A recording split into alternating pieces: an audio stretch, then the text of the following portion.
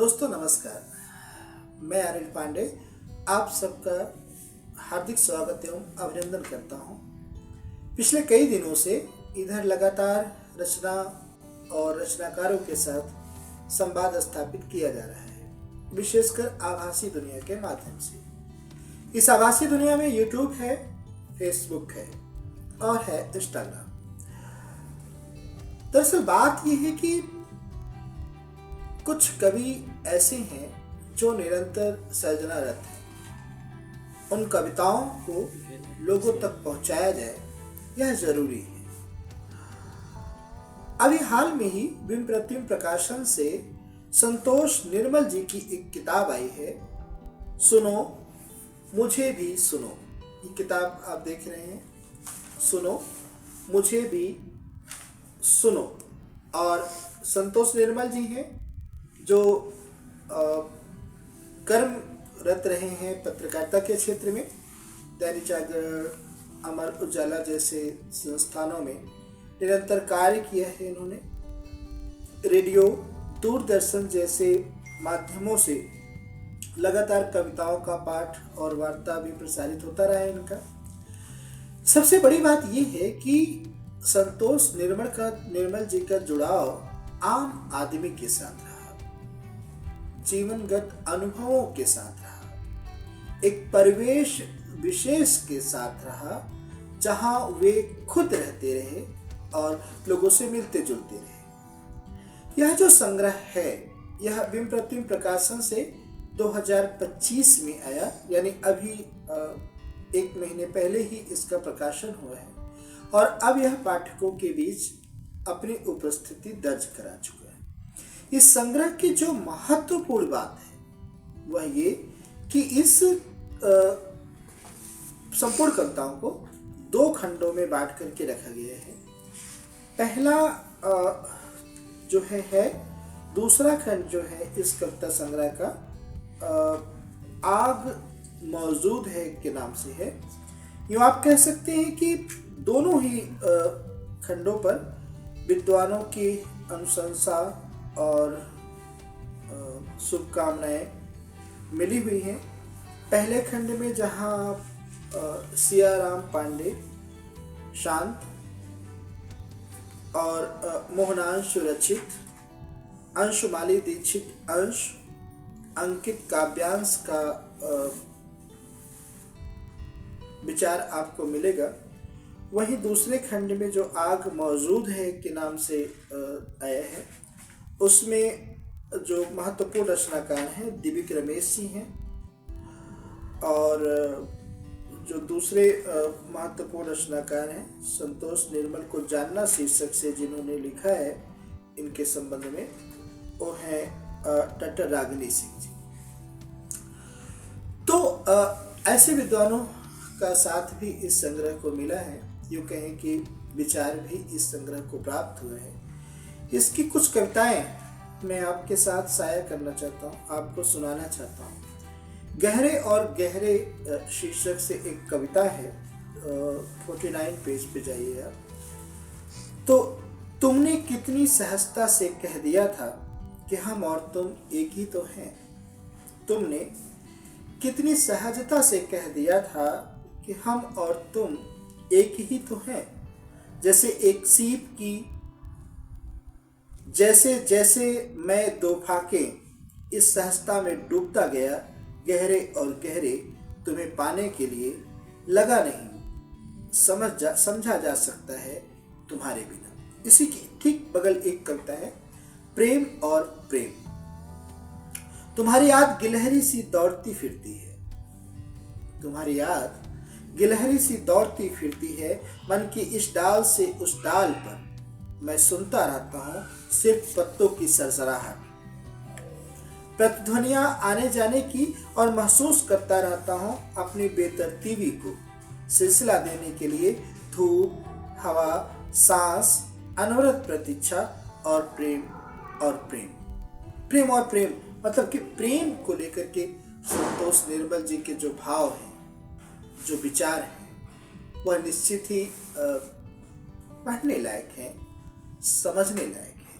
अब क्योंकि प्रेम है तो ये एक अनुभवजन्य बात है कि कहा भी गया है कि जाको पैर न फटी बेवाई सो का जाने पीर पड़ाई।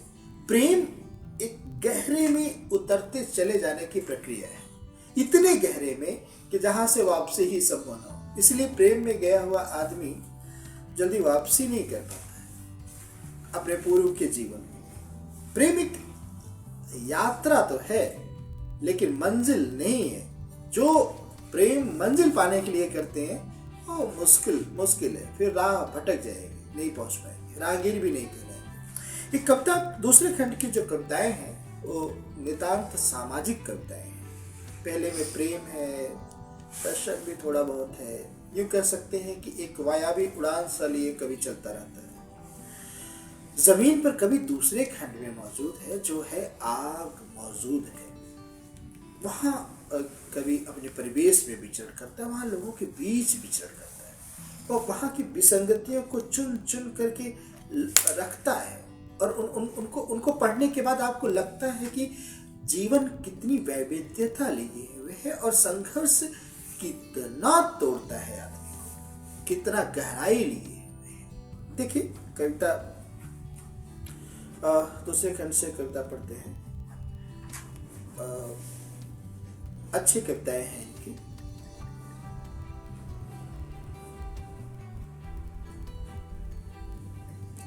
इसको देखिए, बीच से। भेड़ियों को देखते देखते मेरा खून खौलने लगा है और अब वह नसों के जरिए आंखों में उतर रहा है धीरे धीरे। भेड़ियों को देखते देखते मेरा खून खौलने लगा है और अब वह नसों के जरिए आंखों में उतर रहा है धीरे धीरे। कैसी तो खूंखार चमक है दरिंदगी की उनके चेहरों पर। सारी सहन शक्ति के बावजूद मैं लपक कर उनके मुंह नोच लेना चाहता हूं। फर्राटेदार मूंछों और लाल लाल आंखों से अब मुझे भय नहीं लगता।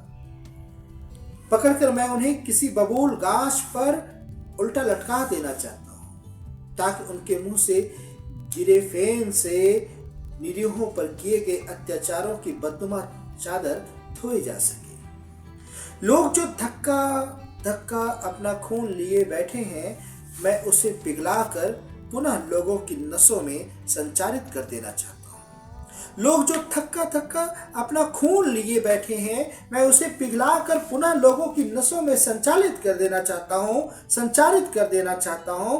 मेरा यह गुस्सा नपुंसक गुस्सा नहीं है। मेरा यह गुस्सा नपुंसक गुस्सा नहीं है। देखना एक दिन जब यह लोगों की छातियों से एक साथ उठेगा तो इन भेड़ियों की जमात पर बस बज सा गिरेगा। कितनी जरूरी कविता है। मैंने कहा था कि आग मौजूद है कि जो कविताएं हैं वो सच में परिवेशगत संलग्नता की कविताएं हैं। ये सच में प्रस्तुति के साहस की कविताएं हैं, जहां कवि रोजमर्रा की मूर्खताओं को झेलता ही नहीं बल्कि तिल तिल कर जीता है।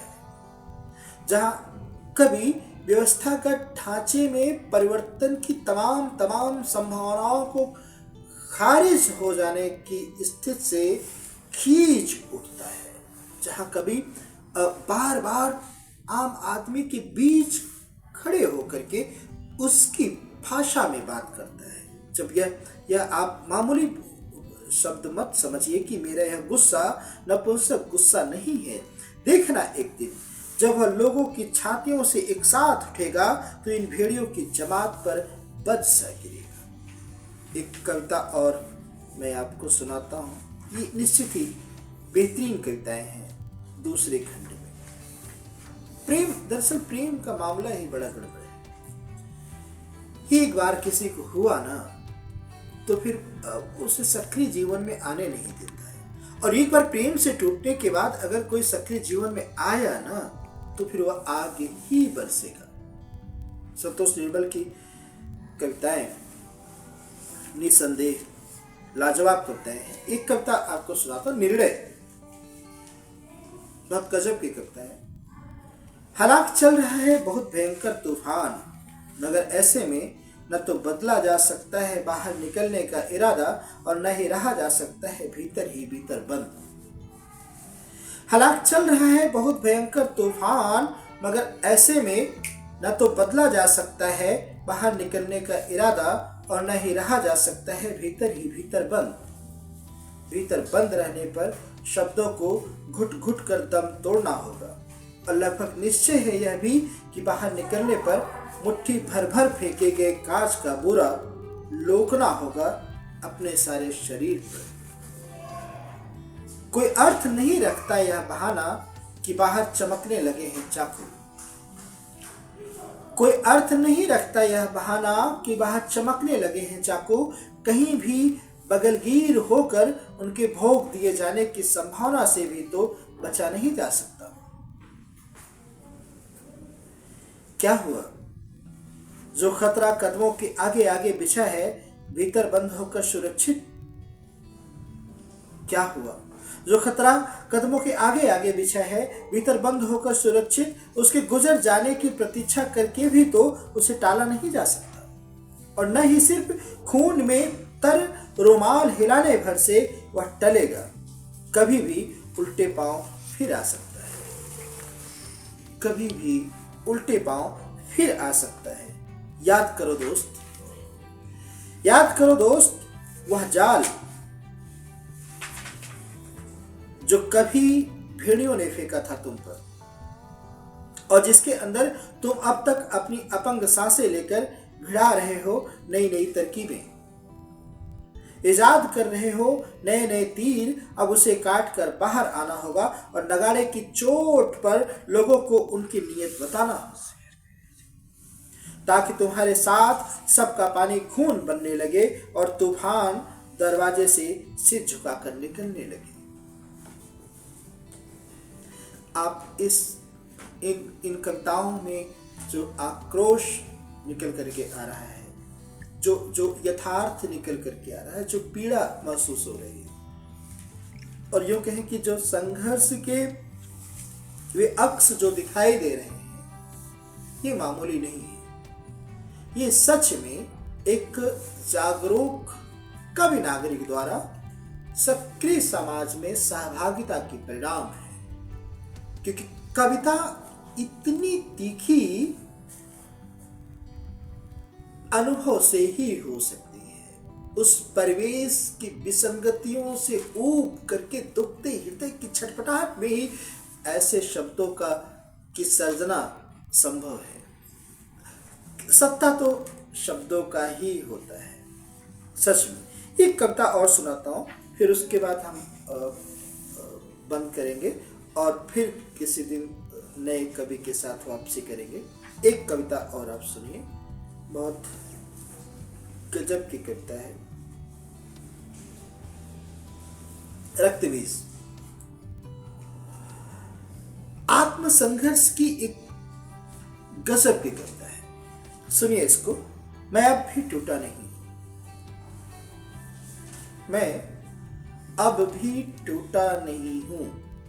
हालांकि मेरे सामने बिना धार वाली गांठिल चाकू से जिबा किए जाते बकरे, मेमने, मेमनों की गूंजती चीखें, चीखों के मध्यांतर में मांसों के टुकड़े, सब कुछ बहुत ही दहशत भरा उपस्थित है दृश्य। फिर भी मैं हाथ में बगावत का परचम लिए कसाईयों के बीच निहत्ता उनके ही बाड़ में उनके ही खिलाफ खड़ा हूं। फिर भी मैं हाथ में बगावत का परचम लिए कसाईयों के बीच निहत्था उनके ही बाड़े में उनके ही खिलाफ खड़ा हूं। चूंकि पूरा विश्वास है मुझे व मेरी कविता को, चूंकि पूरा विश्वास है मुझे व मेरी कविता को कि अब अधिक देर तक लोमड़ों की खाल से मढ़े गए ढोल को पीटकर लोगों को भयग्रस्त नहीं किया जा सकता। बेशरम के डंडे पर मिट्टी की कच्ची हाड़ी व कार्बन पेपर के कपड़ों वाली थोक पहनाकर लोगों को चकमा नहीं दिया जा सकता। इस सारी लड़ाई के दौरान चाहे मेरे शरीर की एक एक बूंद को रिस जाना पड़े, पर धरती पर गिरे अपने खून से मुझे रक्तबीजों की एक ऐसी पीढ़ी खड़ी कर देनी है जो मेरे जाने के बाद भी मेरी ही तरह बुलंद इरादे लिए जिए, सिर्फ अपने लिए नहीं, सारे देश के लिए। सिर्फ अपने लिए नहीं, सारे देश के लिए। यह जो भाव है, रक्त बीजों की एक पूरी फौज खड़ा कर देने की जो प्रतिज्ञा है, जो जो जो लालसा है, जो जिजीविषा है, यह कोट करने लायक है, यह संभाल कर रखे जाने लायक है, यह लोगों तक पहुंचाए जाने लायक है। ऐसी कविताएं और कविताओं में शामिल ऐसी आवाजें अगर आम पाठकों के बीच पड़े, उनके बीच पहुंचे, उनकी विचार चर्चा संवाद का माध्यम बने, तो निश्चित ही एक दुनिया निर्मित होगी। उस दुनिया में एक स्वतंत्रता होगी, एक ऐच्छिक भाव होगी। वहां नौकर और मालिक की क्रिया प्रतिक्रिया नहीं होगी, वहां सबके बीच समानता का एक स्वभाव उत्पन्न होगा। लेकिन ये कब आएगा, कैसे आएगा, ये एक प्रश्न का विषय है, ये चिंतन का विषय है। ये ऐसे तमाम समकालीन कवियों को पढ़ते रहने, उनको समझने और पहुंचाए जाने की स्थिति पर निर्भर है। और विशेष करके इन कविताओं के साथ साथ जब कभी हम आपको कोरो जीवी कविता में लेकर के आएंगे, तब हम बताएंगे कि कवि किस तरीके का समाज चाहता है, जहां न ईएमआई की चिंता हो, न राजनीतिक षड्यंत्रों में पीसे जाने का कोई भय हो, और न बहुराष्ट्रीय कंपनियों द्वारा गिरवी रखे जाने वाले युवाओं के यौवन का कोई क्षोभ हो, चिंता हो। एक ऐसी दुनिया जहां सब कुछ ठीक तरीके से बटे, ठीक तरीके से सबको मिले और सब अपने तरीके से समाज, संस्कृति और सभ्यता को विकास देने के लिए काम करें। दोस्तों, ये संतोष निर्मल की कविताएं थी। मैंने आपसे पहले ही कहा कि पहले खंड की कविताएं जहां प्रेम, दर्शन और स्वाभाविक उलझन का परिणाम है, वहीं जो दूसरा खंड है इसका आग मौजूद है। निहायत ही परिवेशगत संलग्नता, सामाजिक समरसता, जीवन के कड़वे अनुभव, व्यवस्थागत दुश्वारियां और षड्यंत्रों और समस्याओं से साक्षात्कार करती हुई कविताएं हैं। आपने आज संतोष निर्मल जी की कविताओं को सुना, उसके महत्वपूर्ण अंशों पर बात सुनी। कभी हम फिर किसी कवि के माध्यम से आपके बीच उपस्थित होंगे। तब तक के लिए धन्यवाद।